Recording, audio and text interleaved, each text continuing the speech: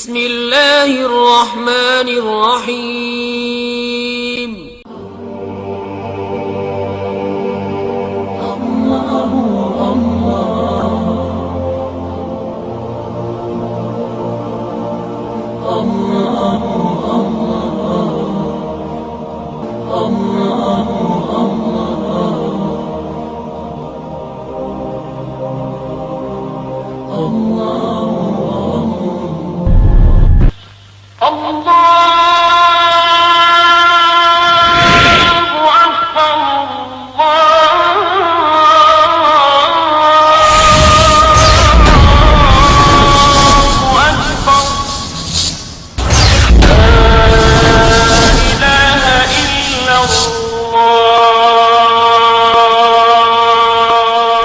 خواجہ غریب نواز اور اس سلسلے کو جنہوں نے اسلام دیا ان کو معاذ اللہ یہ کافر تک کہتے ہیں۔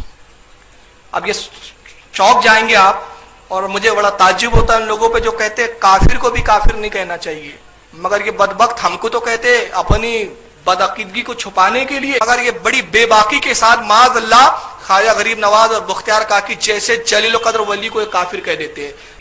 بختیار کاکی نے کتاب لکھی تھی جو سرکار خواجہ غریب نواز نے خط لکھے تھے بختیار کاکی کی طرف، تو ان خطوں کو سرکار بختیار کاکی نے جمع فرما لیا۔ تو ایک خط میں سرکار غریب نواز نے کلمے کی خلاصہ اور تشریح فرمائی کہ کلمے کی حقیقت کیا ہے۔ ان بدبختوں کے سمجھ میں نہیں آئی تو اسی کتاب کو جو غریب نواز کی کتاب ہے اس پر ایک کیا تبصرہ کر رہا ہے، اب آپ سنیے۔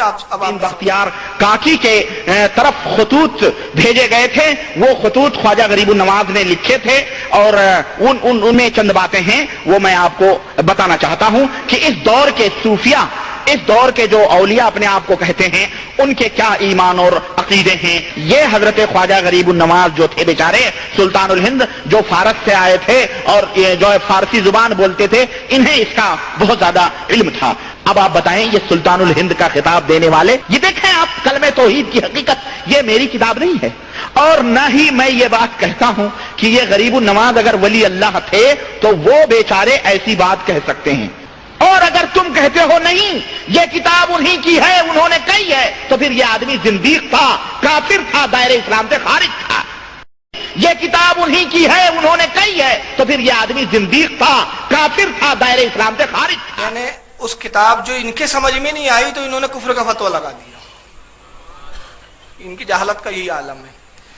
بہرحال ان کے نزدیک تو معاذ اللہ ثم معاذ اللہ سرکار غریب نواز اور بختیار کاکی کافر تھے، لیکن آئیے میں کچھ بزرگوں کے حوالے دیتے چلوں اور آپ اس میں دیکھیں کہ بزرگان دین کے نزدیک خواجہ غریب نواز کا مقام کیا تھا۔ سید محمد کرمانی فرماتے کہتے جس رات خواجہ معین الدین حسن سنجیری نے وفات پائی، چند بزرگوں نے حضور نبی کریم صلی اللہ علیہ وسلم کو خواب میں دیکھا، حضور پاک فرما رہے ہیں خدا کا دوست معین الدین سنجری آ رہا ہے، ہم اس کے استقبال کے لیے آئے ہوئے۔ جس کے استقبال کے لیے نبی پاک صلی اللہ علیہ وسلم آئے کہ ان بدبختوں کے نزدیک کافر ہے معاذ اللہ۔ اور میں پہلے بتا چکا ہوں کہ سیار الاولیاء جو کتاب ہے اس کے مصنف 711 ہجری کی ہے، 711 ہجری تک یہ بڑے بڑے بزرگان دین غریب نواز کے تعلق سے یہ عقیدہ نظریہ رکھے ہوئے تھے، اور ان کا نظریہ کفر کا۔ یہ دوسری کتاب اخبار الاخیار شاہ عبدالحق محدث دہلوی کی، جو 958 ہجری میں جن کی پیدائش اور 1052 ہجری میں جن کا وصال ہوتا ہے۔ اخبار الاخیار میں وقت کا محدث وقت کیا کہتا ہے ذرا سنیے۔ وہ کہتے ہیں مشہور ہے کہ خواجہ اجمیری کی وفات کے بعد آپ کی پیشانی پر یہ نقش ظاہر ہوا، حبیب اللہ ماتا فی حب اللہ، یہ اللہ کا دوست ہے، اللہ والا، اللہ کا حبیب ہے، اور اس کی موت اللہ کی محبت میں ہوئی ہے۔ یہ میں کل بتا بھی چکا تھا آپ کو، یہ وقت کا محدث کہہ رہا ہے، یہ پیشانی پہ لکھا تھا، لیکن ان خبیثوں کے نزدیک ایسا ولی کامل یہ معاذ اللہ کافر ہے۔ آئیے تیسری کتاب دیکھتے ہیں میرات الاسرار، اس کے بھی بارے میں بتا چکا ہوں۔ 1005 ہجری میں اس کے مصنف عبد الرحمن چشتی رحمۃ اللہ علیہ کی ولادت، اور 1054 ہجری میں ان کا وصال۔ یہ اپنی کتاب میں جو کئی سو سال پہلے تحریر کی گئی ہے، اس کتاب میں حضرت خواجہ غریب نواز کے بارے میں کیا لکھتے ہیں، میں اس کو پڑھ چکا ہوں، پھر پڑھ دیتا ہوں۔ امام ارباب طریقت، پیشوائے اصحاب حقیقت، مستغرق در ذات ذوالجلال۔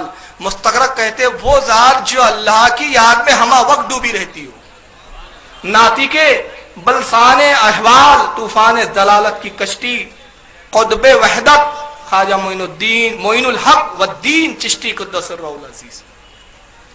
یہ مرات الاسرار کے مصنف بھی ان کے بارے میں اپنی رائے بہترین دے رہے ہیں.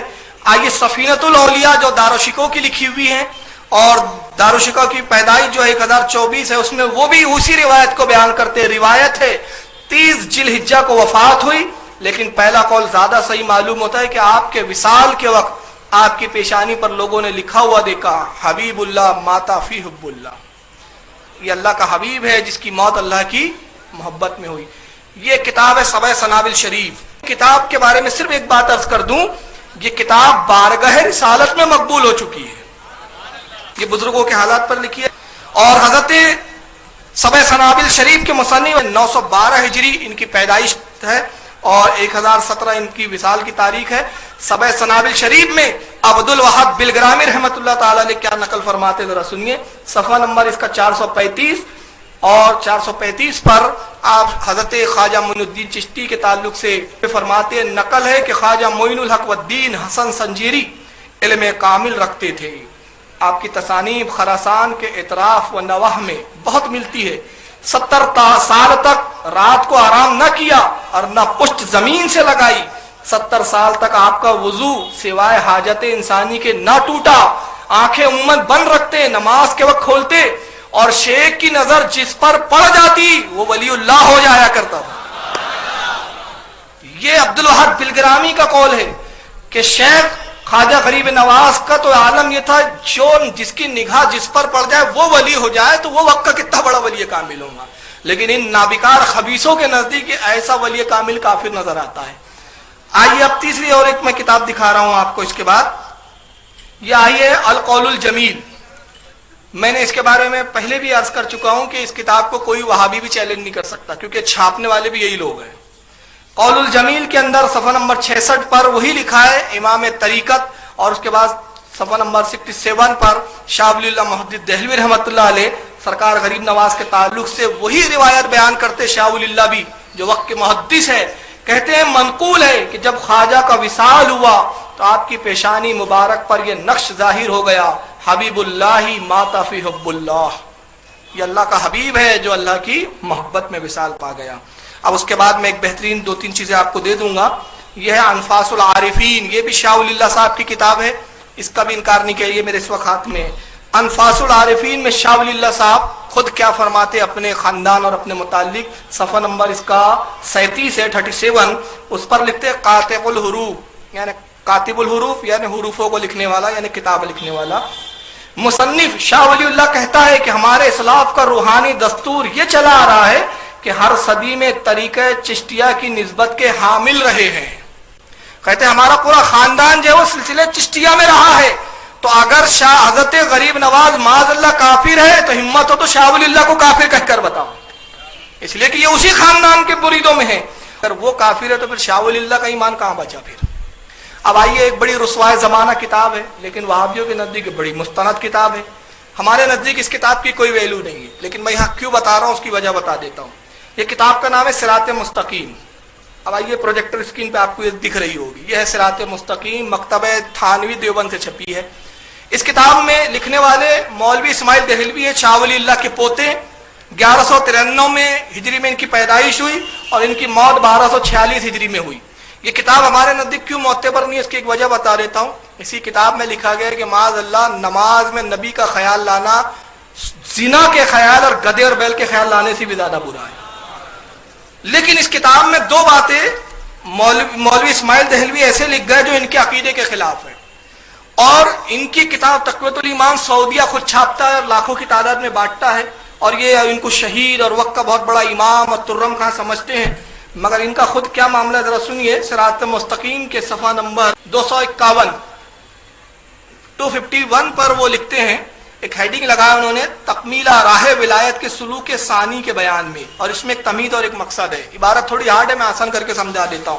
وہ کہتے ہیں تمہید بے سمجھ طالب جب معرفت ذات کے مقام پر پہنچتے ہیں اور سلوک و متعارف کو ختم کر لیتے ہیں تو جانتے ہیں کہ ہم بھی غوث العظم اور حضرت خواجہ بزرگ نائب رسول اللہ حضرت خواجہ معین الدین چشتی اور قطب الاقطاب جناب حضرت خواجہ قطب الدین بختیار کاکی اور پیشوائے شریعت و طریقت حضرت خواجہ بہاؤالدین نقشبندی اور حضرت امام ربانی قیوم زمانی حضرت شیخ احمد مجدد الفسانی وغیرہ ہم قدس اللہ اسرارہم اجمعین جیسے بڑے بڑے اولیاء اللہ کے ہم پایا اور ہم مقام ہو گئے ہیں. یہ سری غلطی نہایت ہی برا عقیدہ ہے. اپنے مفہوم میں بتاؤں، کہتے ہیں کہ کچھ لوگ جب عبادت بہت کر لیتے ہیں تو عبادت کرنے کے بعد وہ سمجھتے ہیں کہ ہم غوث پاک کے مقام تک پہنچ گئے، غریب نواز کے مقام پر پہنچ گئے، تو کہتے ہیں کہ یہ جہالت ہے اور یہ بدعقیدگی ہے. انسان آج کا کتنا ہی عبادت کر لے ان کے برابری نہیں کر سکتا. تو ان کے نزدیک بھی جب یہ معاملہ ہے. اب آئیے آگے دیکھیں، اسی صراط مستقیم میں انہوں نے ایک بات اور کیا لکھی، ذرا سنیے. دیکھیے یہ کتاب کا صفحہ نمبر 215 پر اسماعیل دہلوی کیا لکھتے ہیں، جو وہابی جماعت کے بہت بڑے امام وقت مانے جاتے ہیں. وہ کہتے ہیں کہ ذکر کرنے سے پہلے چاہتے ہیں کہ ذکر کا فائدہ ملے ہمیں، تو اس کے ایک طریقہ بتا رہے ہیں. ہیڈنگ لگائی انہوں نے، پہلا افادہ، پہلا فائدہ. طالب کو چاہیے، جو یعنی مقام چاہتا ہے، کوئی مرتبہ چاہتا ہے، طالب کو چاہیے کہ پہلے باوضو دو زانوں بطور نماز بیٹھ کر اس طریقے کے بزرگوں میں یعنی معین الدین سنجری، حضرت خواجہ قطب الدین بختیار کاکی وغیرہ حضرات کے نام کا فاتحہ پڑھ کر. سمجھ رہے ہیں آپ؟ مقام چاہیے تو پہلے کیا کریں؟ عبادت بعد میں، ذکر بعد میں، پہلے غریب نواز کی فاتحہ دلائے. ایک کتاب میں شرک ہو جاتی ہے، ایک کتاب میں یہی توحید بن جاتی ہے. ان کا مذہب بھی بڑا دوگلا مذہب ہے. کہتے ہیں بختیار کاکی وغیرہ حضرات کے نام کا فاتحہ پڑھ کر بارگاہ خداوندی میں ان بزرگوں کے توسط اور وسیلے سے التجا کرے. ارے تو جو تمہارے نزدیک کافر ہے اس کا وسیلہ کیسا؟ اور وسیلہ کبھی شرک کہتے ہیں. اور ابھی مقام و مرتبے کی ضرورت پڑ گئی تو غریب نواز کا وسیلہ، تو معلوم ہو گیا کہ یہ بھی جانتے ہیں کہ مقام چاہیے تو غریب نواز کے وسیلے کے بغیر چارہ ہی نہیں ہے. انہیں بھی سمجھ میں آتا ہے. کہتے ہیں کہ ان کا وسیلے سے التجا کرے، نیاز اور بے انداز اور زاری بے شماری کے ساتھ اپنے کام کے فتح یاب کے لیے دعا کر گئی. اور اس کے بعد پھر ذکر کا انہوں نے طریقہ بتایا. چنانچہ یہ شاہ اسماعیل دہلوی صاحب بھی جو ہے لکھ رہے ہیں کہ جو سرکار غریب نواز کی فاتحہ دے، تو اس کا مطلب یہ ہوا کہ تو ان کے مولوی کے نزدیک تو وہ تو صاحب فاتحہ کے لائق ہے اور وسیلے کے لائق ہے. تو اگر خواجہ غریب نواز کافر ہے معاذ اللہ، تو یہ سارے کے سارے پھر کافر ہو گئے جو ان کو اتوقع ولی کامل بار سمجھ رہے ہیں. آئیے ایک شخصیت کی میں